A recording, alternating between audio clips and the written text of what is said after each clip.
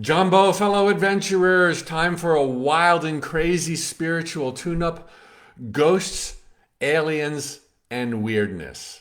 This is a compilation of a lot of questions that you all have been posting down below. Please take a tip, post down below in Facebook and or Instagram so that I can answer your questions and have talking points.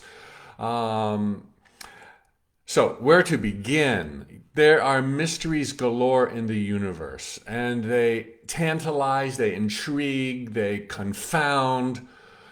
And while they're fascinating, don't let your awe of these mysteries detract from the here and now. Don't let your power be given away. I'm going to cross some T's and dot some I's and talk about some really fun stuff right now. And yes, get into it. It's evocative of the vast perfection of reality. But then take that sense of perfection to your own life, because nothing takes away your ability to choose your thoughts in the present moment and live deliberately the life of your dreams, loved and unloved, powerful as all get out. So the first thing I'm going to talk about is aliens. And I have a book that I did co-author with my dear friend Tracy Farquhar, Channeled Messages from Deep Space. From Deep Space with Love is the hardback. Same book, different title. I've got a bit of experience having in-depth conversations with aliens from Brohashka. You don't have to read the book. I'm not trying to sell the book, but I'm trying to tell you that in addition to my own wandering mind and deductive reasoning, I've got a lot to share with you. First of all, heck yes, they're real. They're everywhere. They're on our earth. They're friends. If they wanted to take us over, they would. To be sophisticated enough for intergalactic travel, they're not likely to be very petty. Okay, and they're not coming here to plunder our resources or other inane ideas. They're spiritual brothers and sisters learning to master consciousness, exactly like us. Now, here's a little mathematics I did that speaks to the likelihood of aliens. If you play your local 6-number lottery, chances are 1 in 14 million, 1 in 14 million that you'll win. Okay, I Googled it. All right. If you were to play the lottery for every single planet that's suspected to be in our physical universe, the number is so large I can't even pronounce it. But based on known science, the estimated number of physical planets, if you were to play the lottery for every single planet, this is weird, but you'll see, and you only found life in 1 out of 14 million, okay? 1 out of 14 million. You would find life, therefore, on 178 quadrillion planets. Not million, billion, trillion, quadrillion. 178 quadrillion other planets have life if, this is weird, okay, the chances of life being out there on a planet is the same as winning the lottery, which is pretty rare.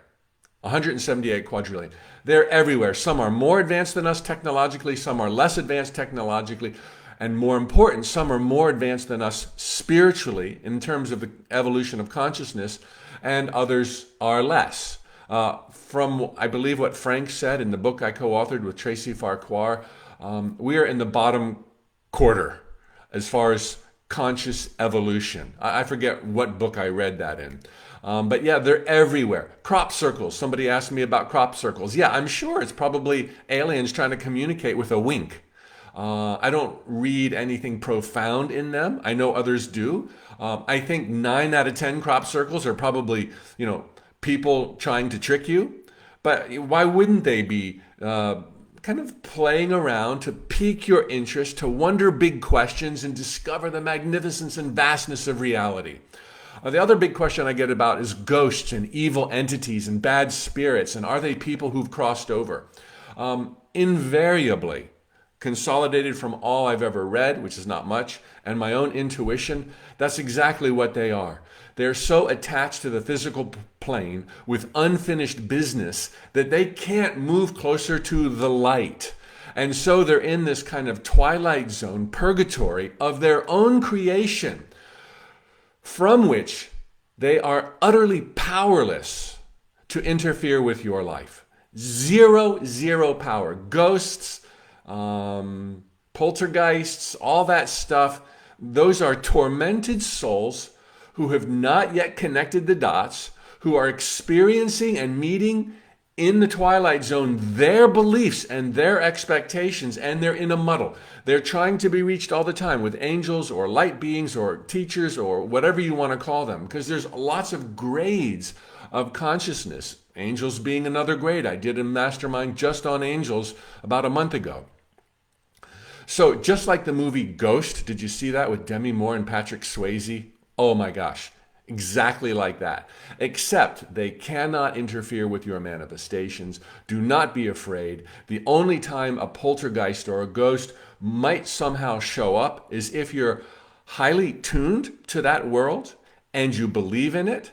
But as long as you don't see yourself as vulnerable, can't touch this. All right? So nothing to worry about ghosts. Yes, they're real. They're frustrated souls, and they're being helped to get closer to the light so that they can recalibrate and decide to come back into time and space. Another odd question I got was, when people are speaking to mediums, and the medium has never seen this person that they're channeling or connecting with for the bereaved party who's hired the medium, how is it that the medium is able to tune into a soul or a spiritual essence and come up with a physical description?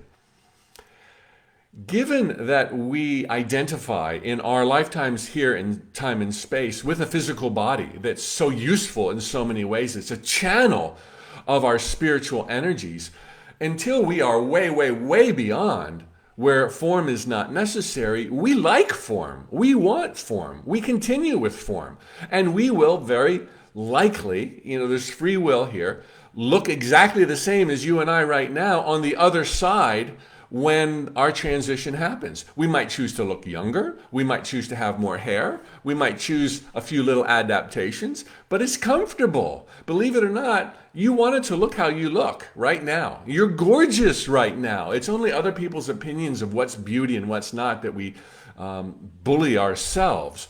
But having a form is handy and helpful. And when you go to the spirit realm, again, you're not necessarily formless at all. Not at all. You still live in a reality immediately after this one where there is time and space. Therefore, material objects, but at a different vibration. We learn so well when we manipulate and move around the physical world. We're not ready to just move around in concepts at the point of immediately crossing over.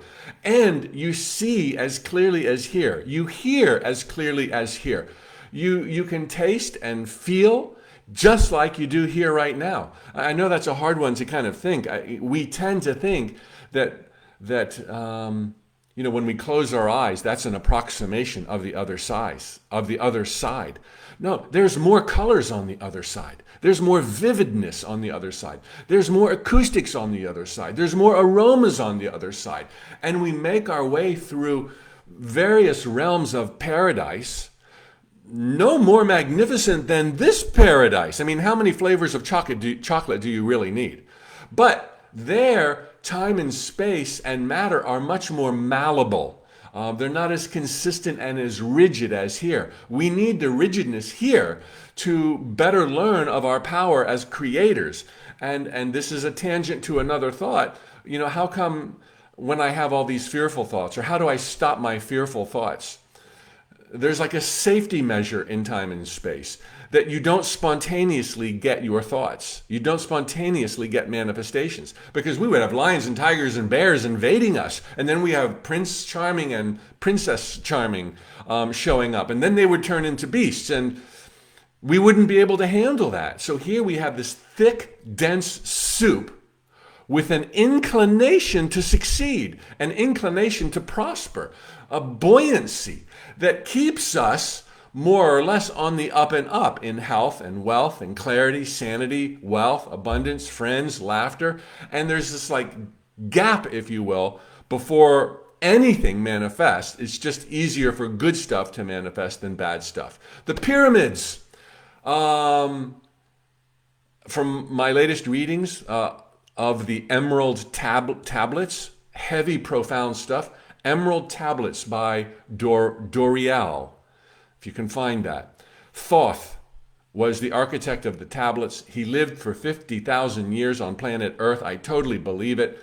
He predated, he lived in Egypt, he came from Atlantis, absolute reality, Atlantis, and he established this center or culture, if you will, that ultimately was run over by subsequent generations. But the pyramids were built by this enlightened being named Thoth and his legions, probably through intense thought, not manual labor. And they are a testament to the greatness of our abilities when we are truly enlightened. And I do believe there's going to be, and many have said this, lots of discoveries around the pyramids, the Sphinx, that will reveal records pertaining to the original creators and its purpose, which is significantly to remind us of the awesomeness of reality and the power that we wield as conscious beings. The Loch Ness Monster and Bigfoot are real. Most sightings are fake. And that's about it. There's more. Let it fascinate you. Let it intrigue you. Let it remind you of the grandiosity of life in these sacred, hallowed jungles of time and space, and then bust a move in your own life to live happy, exert your power, be surrounded by love and friends, give love and whatever you want to give, and use this vast collection of mysteries to empower you in your life today, not to distract you. Thoughts become things overrules everything else. Everything else. So you're in the driver's seat. You can have, do, and be whatever you want. Lots of love. Thank you very much. That was